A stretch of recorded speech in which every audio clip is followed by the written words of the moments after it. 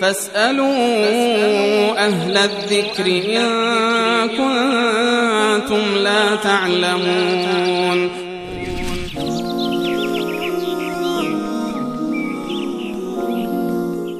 سوال کردن آقای محمدی از گرگان که آیا در مسافرت با وسیله عمومی در صورت امکان نبودن به نحوی میتوان بعضی از نمازها را جمع خواند؟ اگر امکان دارد چه نمازهایی به چه صورت با چه نیت خوانده می شود؟ ببینید، احکام شرعی که الله متعال برای انسانها تعیین کرده، اینها مطابق و بر اساس نیازها و خواسته های بشریت هست. این گونه نیست که الله متعال ما رو یک قالب بسیار سختی رو و غیر قابل تحملی رو و مالایطاقی رو در اختیار انسان گذاشته باشه که در هر حالت و با هر شدت و هر مصیبتی که شده شما باید به این گونه عمل بکنید.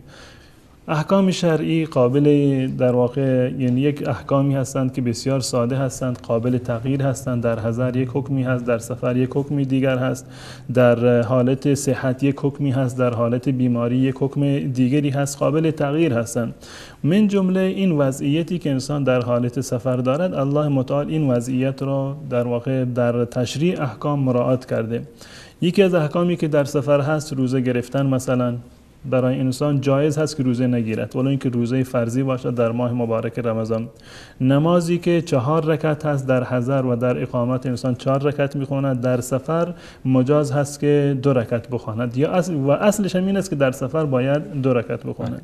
یکی دیگر از رخصت هایی که در سفر هست، مثلا مسح بر موزه هست که انسان مجاز هست تا 3 شبان روز اون موزه رو در پایش کشیده بر اون مسح بکند و اونو بیرون نیاورد به خاطر اذیت و مشقتی هست یا به خاطر سرما. و یکی از رخصت هایی که الله متعال اجازه داده که در سفر می شود از آن استفاده کرد، این هست که 2 تا نماز را در یک وقت بخوانند.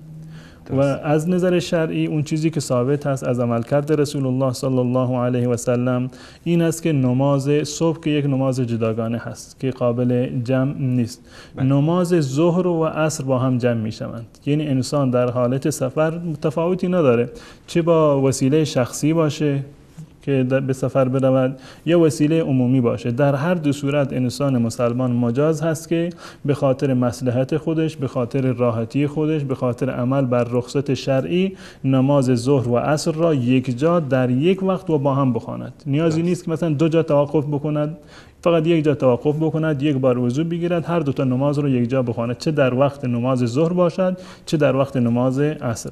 و همچنین 2 نماز دیگر را، نماز مغرب و عشا را میتواند هر 2 تا را جمع بخواند، یعنی هم قصر هست و هم جمع هست. یعنی نماز ظهر و عصر و هر یکی را 2 رکعت بخواند و یک جا بخواند و نماز مغرب و عشا را هم قصر بکند، نماز مغرب را اول بخواند، نماز عشا را 2 رکعت دیگه بخواند.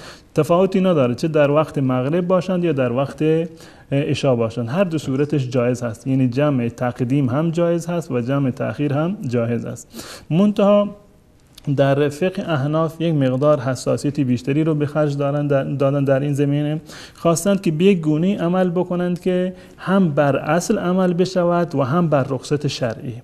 یک ابتکاری هست در واقع در این فقهای احناف این گونه توجیه کردند و این راه رو پیشنهاد کردند که یعنی هم اصل باقی بماند که انسان هر نمازی رو در وقت خودش بخواند، نماز ظهر در وقت ظهر، نماز عصر در وقت عصر، همچنین مغرب عشا، و هم یک نوعی عملی بر رخصت باشد که بر انسان سخت نباشد. فقهای احناف می‌فرمایند که انسان در حالتی که مسافر هست نماز ظهر را به تأخیر بیندازد.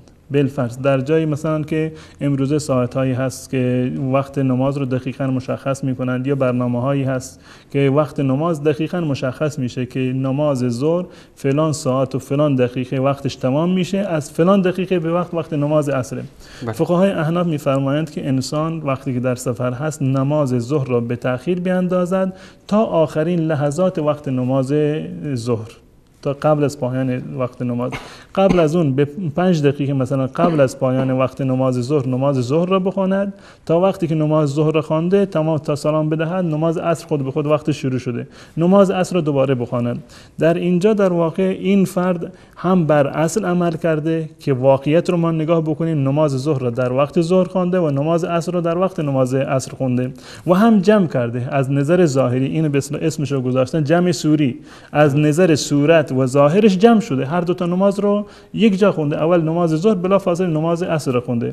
اما در واقعیت چه هست؟ نماز ظهر رو در وقت ظهر خوانده و نماز عصر رو در وقت عصر خونده. این از نظر شرعی به اتفاق تمام فقهای مذاهب اربعه اهل سنت و الجماعت جایز هست و با این توصیفی و شرحی که من دادم حتی در مذهب احناف هم این جایز هست و اشکالی نداره. فاسألوا أهل الذكر إن كنتم لا تعلمون.